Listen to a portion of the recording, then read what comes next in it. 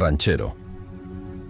Heredó una hacienda cerrada desde 1939, su perro. Se negó a cruzar la puerta.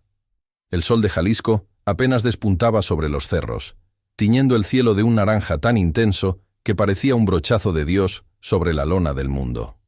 El olor a tierra húmeda, a estiércol y a café recién colado, se metía por las ventanas de nuestra modesta casa de rancho. El mismo aroma que había marcado cada mañana de mis 48 años de vida.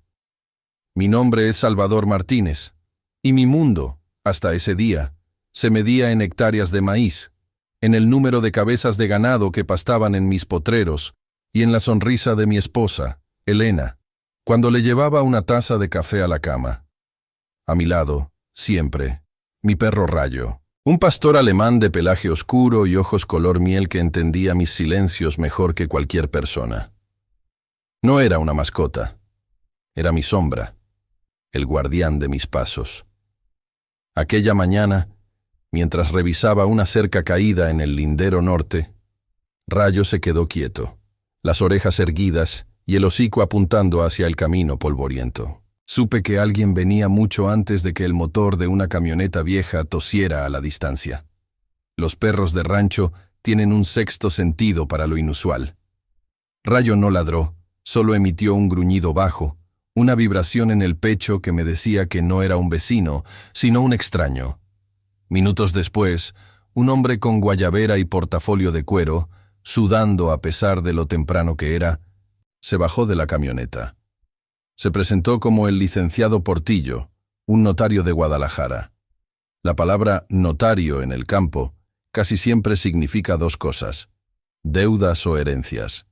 Y nosotros, gracias a Dios y al trabajo duro, no debíamos nada a nadie.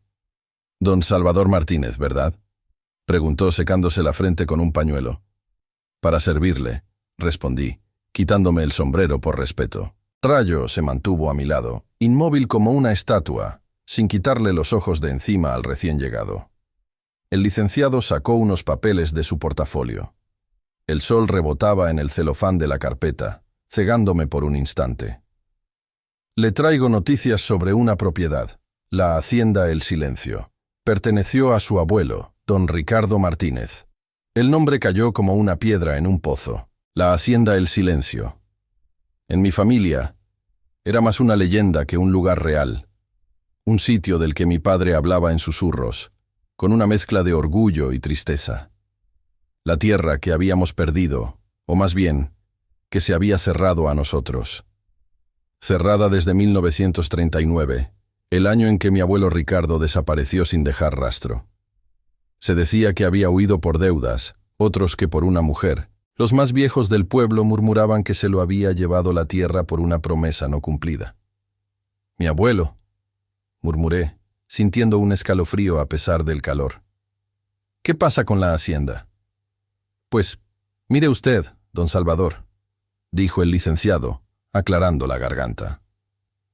Después de 80 y tantos años, el gobierno ha regularizado los predios abandonados.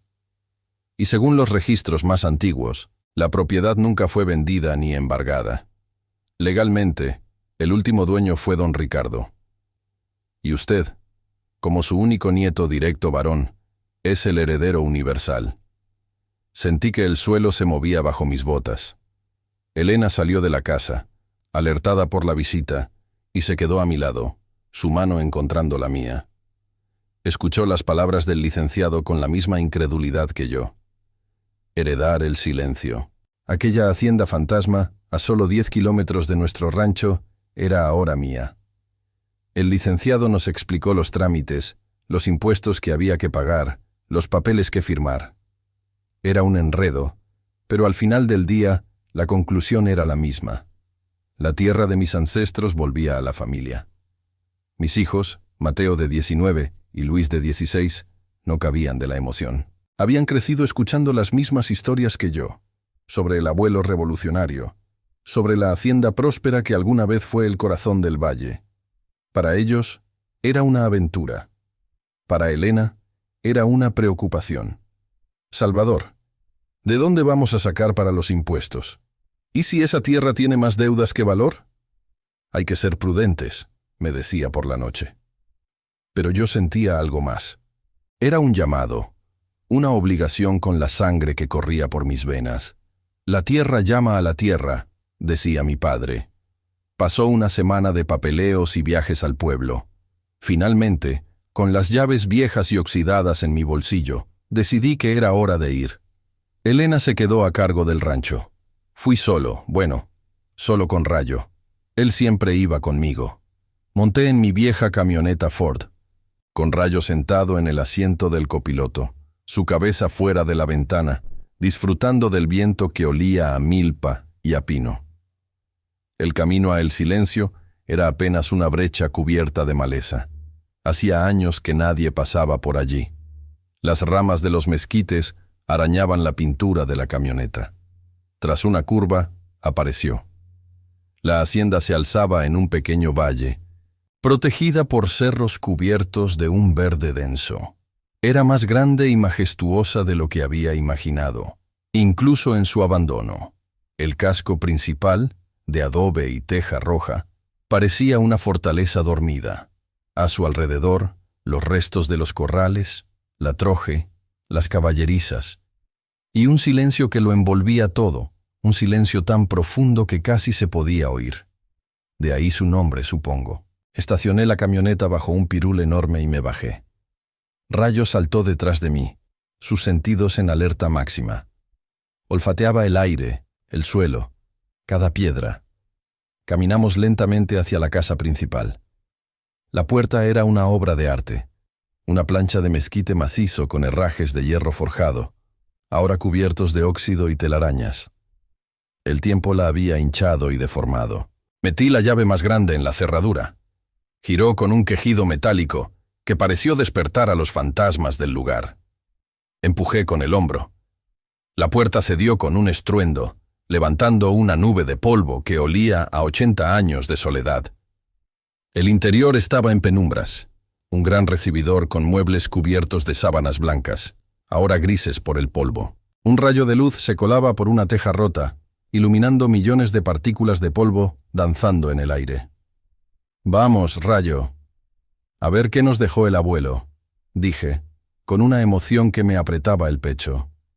Di un paso para cruzar el umbral, pero me detuve. Rayo no me seguía. Me di la vuelta y lo vi plantado en la entrada, las patas delanteras firmes sobre la tierra, el cuerpo tenso como un arco. No quería entrar. «Ándale, perro. ¿Qué te pasa?», le animé. Rayo gimió, un sonido lastimero que nunca le había escuchado. Movió la cabeza de un lado a otro, como si una barrera invisible le impidiera el paso. Intenté jalarlo suavemente de su collar. Se resistió, clavando las uñas en el suelo. Su cuerpo temblaba ligeramente. No era miedo, era otra cosa. Una negativa rotunda, una advertencia. Me agaché a su altura. Le acaricié la cabeza. «¿Qué sientes, amigo? ¿Qué hay ahí dentro que no te gusta?». Sus ojos miel me miraron con una intensidad que me heló la sangre. Era como si intentara decirme algo que yo no podía ver ni oír.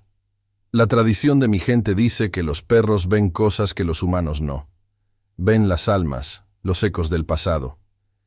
En ese momento, frente a esa puerta abierta a un tiempo detenido, la curiosidad que sentía se mezcló con un profundo respeto por el instinto de mi animal. Algo había pasado en esa casa. Algo que, después de más de 80 años, mi perro todavía podía sentir. Decidí hacerle caso. No entraría por esa puerta. No todavía. Si el pasado guardaba un secreto, lo descubriría desde afuera, siguiendo las huellas que el tiempo no había podido borrar y que, por alguna razón, mi perro parecía estar leyendo con una claridad asombrosa. El silencio tenía mucho que contar, y yo estaba dispuesto a escuchar. Los siguientes días se convirtieron en una rutina. Por la mañana, atendía mi rancho, mi ganado, mi milpa. Le aseguraba a Elena que todo estaba bajo control, aunque la incertidumbre me carcomía por dentro. Por la tarde, me subía a la camioneta con Rayo y me iba a la hacienda El Silencio. Pero no me acercaba a la casa principal. En cambio, Empecé a recorrer la propiedad, a caminarla, a sentirla bajo mis botas. Quería conocer cada arroyo, cada mezquite, cada piedra. Era mi herencia, después de todo. Rayo me acompañaba, siempre un paso adelante, explorando con una energía renovada ahora que no lo forzaba a acercarse a la casona. La hacienda era vasta. Tenía tierras de pastoreo que se perdían en las faldas de los cerros y un manantial que todavía brotaba, formando un pequeño oasis de fresnos y sauces en medio de la sequedad del valle. Encontré las ruinas de una capilla, apenas 4 paredes de adobe comidas por el sol y la lluvia, con una cruz de cantera caída entre la maleza. Me senté allí un rato, imaginando las bodas, los bautizos, la vida que alguna vez llenó ese lugar. Rayo se echó a mis pies, vigilante. Más allá, cerca de lo que debieron ser los corrales, había un pozo. Estaba seco, su brocal de piedra agrietado. Me asomé. El fondo era un abismo de oscuridad. Sentí un impulso de bajar, pero no tenía el equipo ni el valor. Algo en la quietud de ese pozo me daba mala espina. Rayo se acercó, olfateó el borde y retrocedió con un leve gruñido, confirmando mis sospechas. Había lugares en esa hacienda que guardaban una energía pesada, una tristeza antigua. Mi investigación me llevó inevitablemente al pueblo, a San Juan de los Cerros. Un pueblo pequeño donde todos se conocen y las historias se pasan de boca en boca, adornándose un poco más con cada generación. Me senté en la plaza, bajo la sombra de los tabachines, y busqué a los viejos, a los que guardan la memoria del tiempo. Don Ramiro, un anciano de 90 y tantos años, de piel curtida como el cuero y ojos nublados por las cataratas, recordaba a mi abuelo. Don Ricardo Martínez. Claro que me acuerdo, dijo, su voz temblorosa pero clara. Un hombre de a caballo, serio, pero justo. Mi padre trabajó para él. Decía que era de los pocos patrones que pagaba lo que era y trataba a su gente con respeto. Eran tiempos revueltos, mijo. Apenas terminaba la revolución y ya empezaba la cristiada. La tierra era un polvorín. Le pregunté por la desaparición de mi abuelo. Don Ramiro escupió en el suelo polvoriento antes de contestar. Se dijeron muchas cosas, que se había jugado la hacienda a las cartas, que se había metido con la mujer de un general. Pero lo que más se oía era que andaba en malos pasos, buscando tesoros de los cristeros. Mucha gente escondió su oro y su plata en esos años, por miedo a que el gobierno se los quitara. Se decía que su abuelo encontró uno de esos entierros y que por eso huyó, para no compartirlo. La idea de mi abuelo como un ladrón, un avaro, no me cuadraba con la imagen del hombre justo que don Ramiro acababa de describir. ¿Y usted qué cree, don Ramiro? El viejo se quedó callado un largo rato, mirando hacia los cerros que rodeaban el pueblo, los mismos que vigilaban mi hacienda. Yo creo que la verdad es como el agua de un pozo, mijo. A veces está clara en la superficie, pero la más pura y fría está en el fondo. Y hay que bajar mucho para encontrarla. También se decía que tenía enemigos. Los Valdivia, una familia de mucho dinero de Arandas, le querían comprar las tierras a como diera lugar. Decían que en sus tierras había veneros de agua importantes, y ellos querían controlar todo el valle. Don Ricardo nunca quiso vender. Amaba esa tierra más que a su vida. Quizá por ahí venga la cosa. El nombre Valdivia me sonó. Recordé vagamente a mi padre mencionarlos con coraje. La conversación con don Ramiro me dejó más preguntas que respuestas, pero me dio una nueva dirección. Fui al archivo municipal, un cuarto húmedo y olvidado en el sótano de la presidencia. El encargado, un joven aburrido, me dejó pasar con desgana. Pasé horas revisando libros viejos, con las páginas amarillas y quebradizas. El olor a papel viejo y a moho me llenaba los pulmones, y entonces lo encontré, un litigio por linderos, fechado en 1938. Demandante, Vicente Valdivia. Demandado, Ricardo Martínez. El pleito se refería a los derechos sobre el manantial de la hacienda. Pero lo extraño fue que el caso se cerró abruptamente en 1939. Cerrado por abandono del demandado, decía la nota al margen. justo el año en que mi abuelo desapareció. La pieza encajaba. La historia de don Ramiro no era solo un chisme de pueblo. Había un conflicto real, documentado. Mi abuelo no huyó por un tesoro, sino que quizás fue forzado a irse. Regresé a la hacienda esa tarde con la cabeza llena de ideas. Mientras caminaba por los alrededores de la casona, evitando la puerta principal, Rayo se comportaba de una manera extraña. No se separaba del muro poniente de la casa, una zona donde había un viejo porche techado, con el piso de lajas de piedra. Olfateaba una y otra vez una sección específica del piso, gimiendo suavemente. De vez en cuando, rascaba la tierra entre dos lajas con su pata. «¿Qué hay ahí, campeón? ¿Un armadillo?», le pregunté, dándole una palmada. Pero su insistencia era demasiada para ser un simple animal. Se acostaba en ese punto exacto, con las orejas tiesas, como si escuchara algo que venía de las profundidades de la tierra. Observé las lajas. Parecían iguales a las demás, pero al examinarlas de cerca, noté que una de ellas tenía un desgaste distinto en el borde, como si hubiera sido levantada muchas veces. Mi corazón empezó a latir con fuerza. La leyenda del tesoro, el conflicto con los Valdivia, la extraña insistencia de mi perro. Todo empezaba a converger en ese rincón olvidado de la casa. En casa, por la noche, le conté a Elena mis hallazgos. Su rostro mostraba una mezcla de miedo y fascinación. «Salvador, ten cuidado. Estás removiendo cosas muy viejas. Si esa gente, los Valdivia, eran peligrosos entonces, sus descendientes podrían serlo ahora». «Lo sé, vieja, pero es la historia de mi abuelo, el honor de mi familia. No puedo dejarlo así. Tengo que saber qué pasó». Mis hijos me escuchaban con los ojos muy abiertos. Mateo, el mayor, siempre más sensato, se ofreció a ayudarme. «Papá, si vas a mover esas piedras no lo hagas solo. Yo voy contigo». Su apoyo me dio la fuerza que necesitaba. Al día siguiente, no iríamos a explorar. Iríamos a buscar respuestas, con palas, una barreta y la intuición de Rayo como nuestra única guía. El silencio estaba a punto de romper su voto de 80 años, y yo tenía la sensación de que lo que íbamos a encontrar cambiaría nuestras vidas para siempre. Decidí que antes de remover cualquier piedra en la hacienda, debía buscar en mi propia casa. A veces, las respuestas no están lejos, sino escondidas a plena vista. En el cuarto que usábamos de bodega, donde mi padre guardaba sus herramientas viejas y recuerdos, había un baúl de madera que nunca habíamos abierto. Perteneció a mi abuela Isabel, la esposa de don Ricardo. Mi padre siempre decía que contenía cosas de su mamá y que no se tocaba. Con el permiso de mi madre, que ahora vivía con mi hermana en la barca, decidí que era el momento. El baúl crujió al abrirse, liberando un aroma a cedro, naftalina y tiempo guardado. Dentro, entre ropas de lino amarillentas y un rosario de plata, encontré lo que buscaba.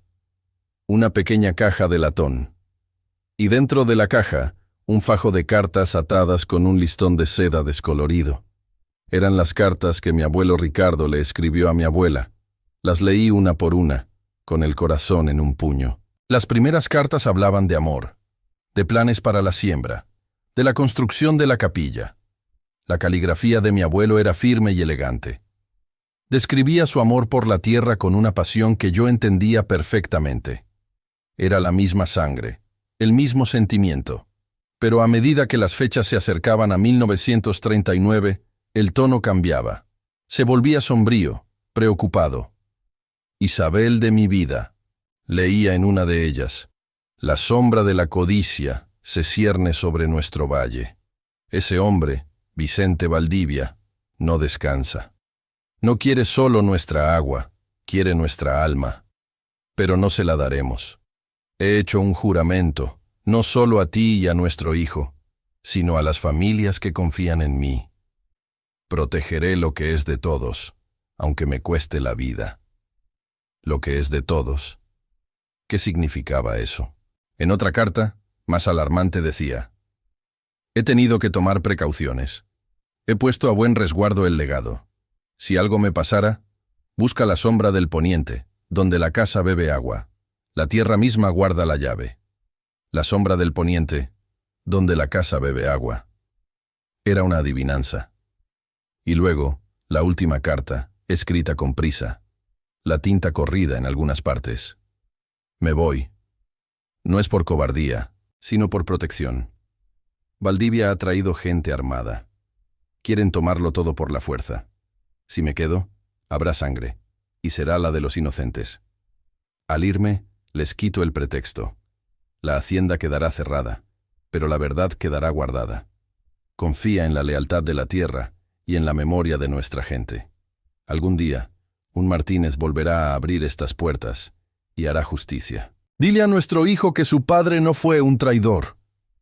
Las lágrimas nublaron mi vista. Mi abuelo no había huido, se había sacrificado.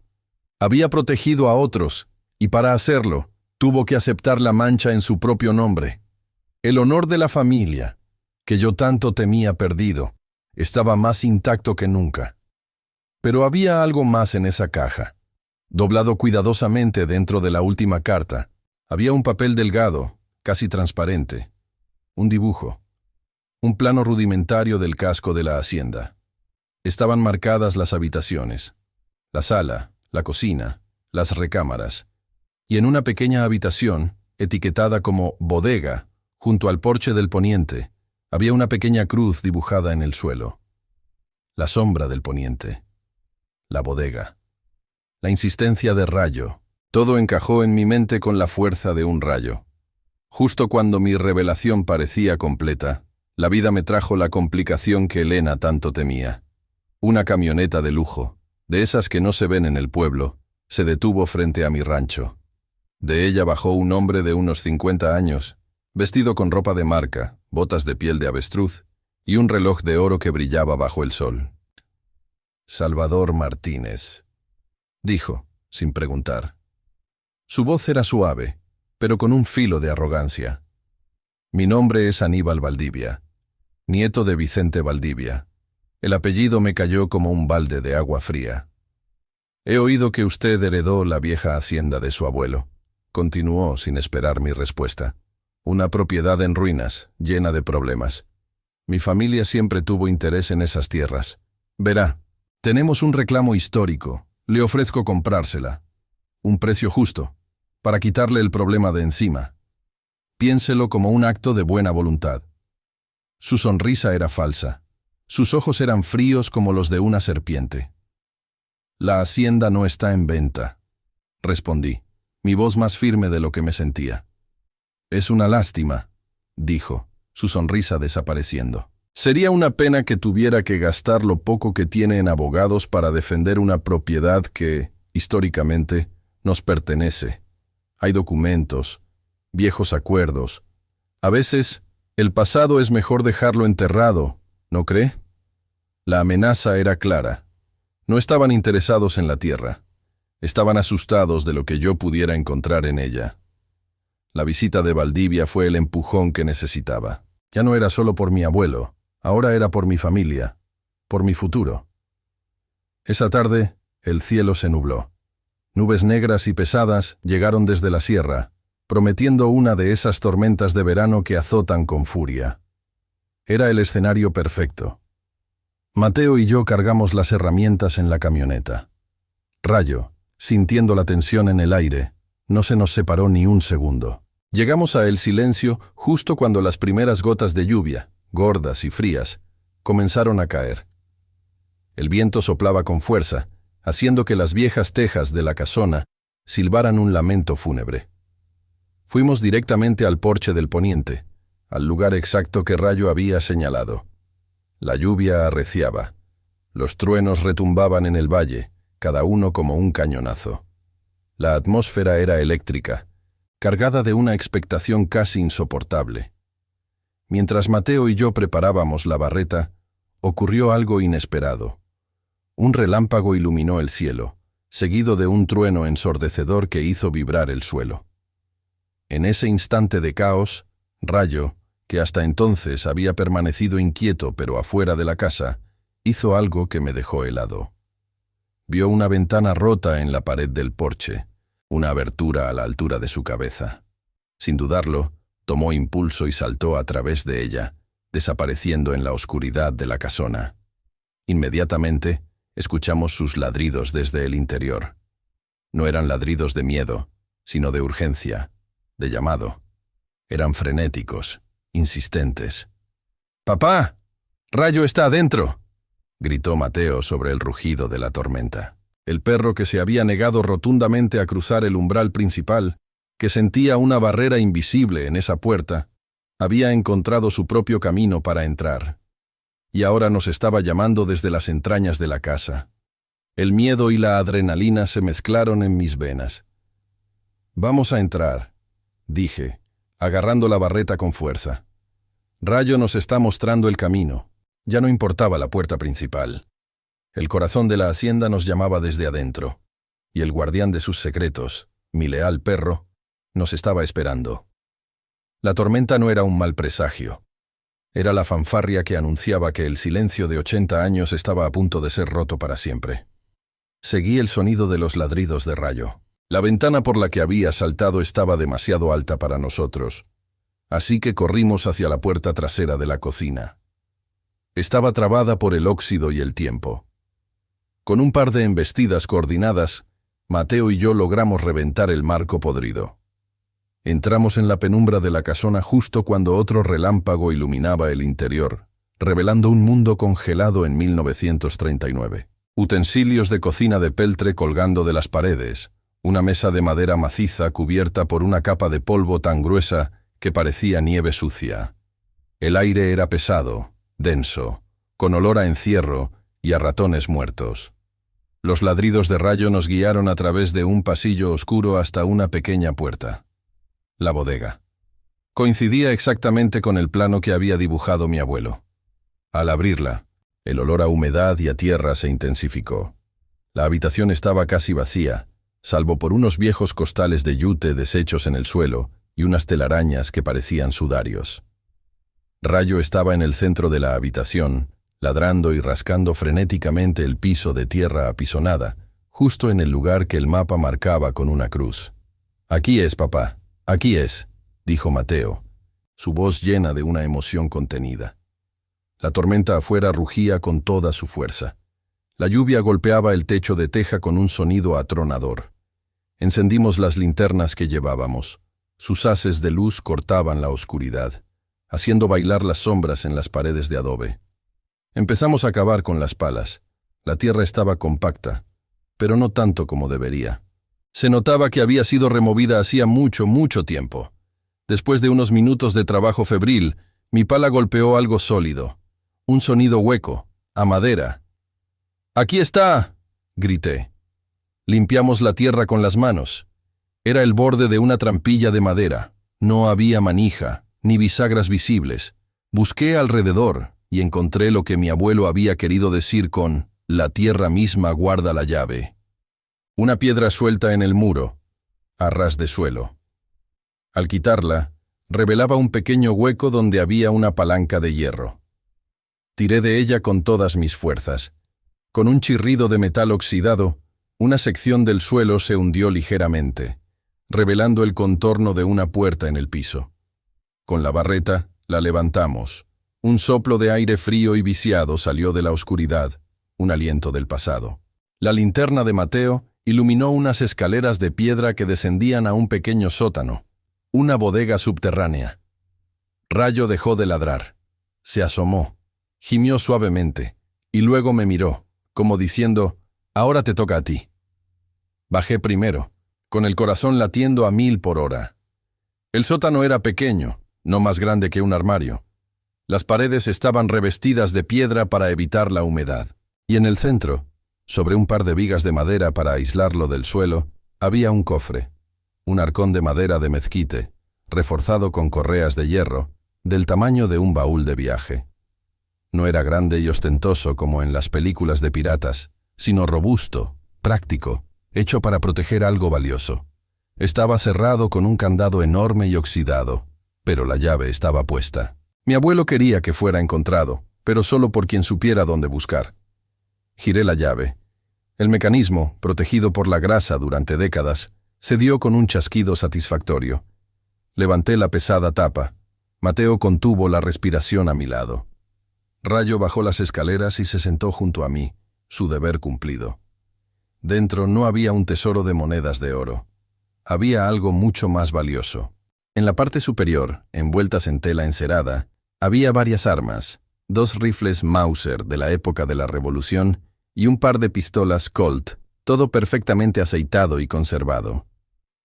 Símbolos de la lucha, de la defensa. Debajo de las armas había varias bolsas de terciopelo. Las abrimos.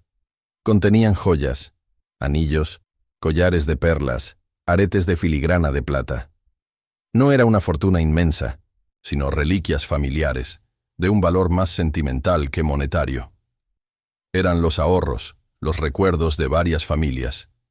Y al fondo del cofre, protegido en una cartera de cuero, estaba el verdadero tesoro. Documentos. El título de propiedad original de la Hacienda El Silencio, a nombre de Ricardo Martínez.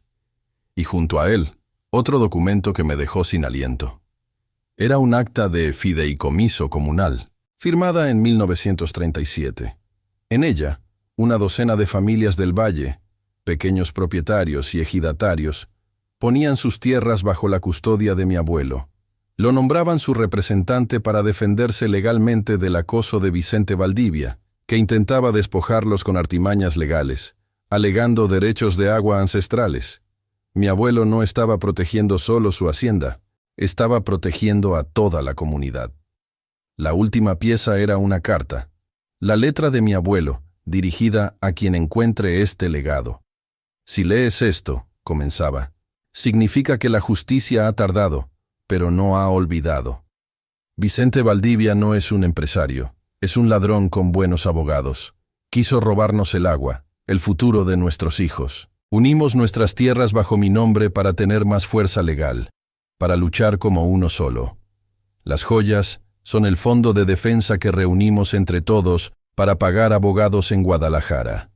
Las armas son nuestro último recurso, por si la ley nos fallaba. Pero Valdivia se enteró de este cofre. Creyó que era un tesoro de la cristiada y enloqueció de codicia. Contrató matones para tomar la hacienda. Supe que si me encontraban, me torturarían hasta que les dijera dónde estaba, y luego nos matarían a todos y se quedarían con la tierra. Mi única opción fue desaparecer, sacrificar mi nombre para salvar sus vidas y su patrimonio. Hice correr el rumor de que había huido con una fortuna para desviar su atención. Cerré la hacienda para que nadie entrara, para que este secreto quedara a salvo hasta que un tiempo más justo llegara. Usa estos documentos para devolver la tierra a quien pertenece. Restaura el honor de nuestro apellido. Y cuida esta tierra, porque en ella está la sangre y el sudor de nuestra gente. Cerré los ojos, abrumado por la emoción. El abuelo cobarde, el ladrón de tesoros, era un héroe. Un hombre que se había condenado a sí mismo al exilio y a la infamia para salvar a sus vecinos. Cuando subimos del sótano, la tormenta había amainado. El aire estaba limpio, fresco. Parecía que la tierra misma respiraba aliviada. Al día siguiente, con los documentos en mi poder, convoqué a una reunión en el kiosco del pueblo. Invité a los nietos y bisnietos de las familias que firmaron el fideicomiso. Los Soto, los Becerra, los Orozco.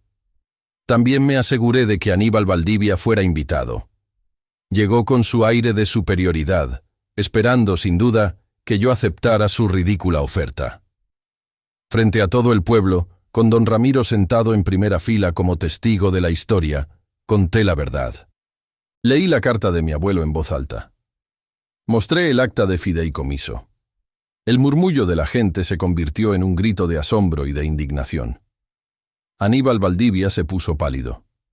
Intentó negar, decir que eran falsificaciones, pero las firmas y los sellos eran irrefutables. Los descendientes de las familias protegidas por mi abuelo lo rodearon, no con violencia, sino con el peso de la verdad. Su rostro se descompuso. Sin decir una palabra, se dio la vuelta, se subió a su camioneta de lujo y se fue del pueblo para no volver jamás. Esa tarde, el honor del apellido Martínez fue restaurado. No solo eso, el legado de toda una comunidad fue recuperado. Mi abuelo, Ricardo Martínez, ya no era un fantasma en la historia del pueblo, sino un pilar de su memoria. La hacienda ya no era solo mía. Se sentía como si perteneciera a todos los que mis abuelos habían protegido. En las semanas que siguieron, el lugar dejó de ser el silencio. Se llenó de vida. Los descendientes de las familias del fideicomiso vinieron a ayudar. Unos repararon los techos, otros limpiaron los corrales. Las mujeres traían comida y agua fresca. Se convirtió en una faena comunal, una celebración de la historia recuperada. Restauramos la capilla y el padre del pueblo vino a dar una misa en honor a mi abuelo y a todos los que lucharon por esa tierra. Las joyas fueron devueltas a las familias correspondientes, que las recibieron con lágrimas en los ojos, como si recuperaran un trozo perdido de sus propios abuelos.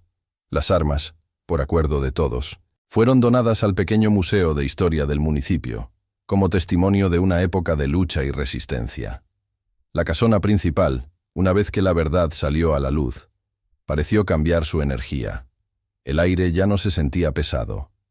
La luz del sol entraba por las ventanas limpias, llenando de calidez las habitaciones. Un día, mientras estábamos trabajando en el jardín, vi a Rayo. Caminó tranquilamente hacia la puerta principal, la misma que se había negado a cruzar, y entró como si nada, echándose en el fresco suelo del recibidor con un suspiro de satisfacción. El espíritu atormentado, la injusticia que él había sentido, se había ido. El secreto había sido liberado y la casa estaba en paz. Con los documentos legales en orden, la propiedad estaba a salvo de cualquier reclamo. La hacienda El Silencio se convirtió en el corazón del valle otra vez. Planeamos formar una cooperativa, usar el manantial para regar las tierras de todos, criar ganado de calidad juntos. La herencia no era solo la tierra, sino el espíritu de unidad que mi abuelo había forjado. Una tarde, al final de una larga jornada de trabajo, me senté en el porche del poniente, el mismo lugar donde todo había comenzado. El sol se ponía detrás de los cerros, pintando el cielo con los mismos colores del día en que todo empezó. Rayo se acercó y apoyó su cabeza en mi regazo. Le rasqué detrás de las orejas, sintiendo el vínculo profundo e inquebrantable que nos unía. «Lo logramos, amigo», le susurré. «Sin ti, esa puerta seguiría cerrada. El secreto seguiría enterrado». Él levantó la vista, sus ojos miel reflejando la última luz del día, y me lamió la mano. No necesitaba palabras. Él sabía, y yo sabía. La lealtad no entiende de tiempo ni de muerte. Su instinto había sido el puente entre dos generaciones, la llave que abrió un cofre cerrado por más de 80 años. Miré el valle, mi valle, nuestra tierra. Ya no era solo un ranchero que cuidaba su maíz y su ganado. Era el guardián de una historia, el heredero de un legado de honor. Mis hijos, Mateo y Luis, trabajaban a mi lado, aprendiendo no solo a cultivar la tierra, sino a escucharla, a respetar las historias que susurra con el viento. La herencia más grande que mi abuelo me dejó no estaba en el cofre, sino en la lección, que la verdadera riqueza de un hombre está en su palabra, en su lealtad a su gente y en el amor por la tierra que lo vio nacer. Y a veces, para encontrar esa verdad, solo necesitas confiar en el corazón de un buen perro.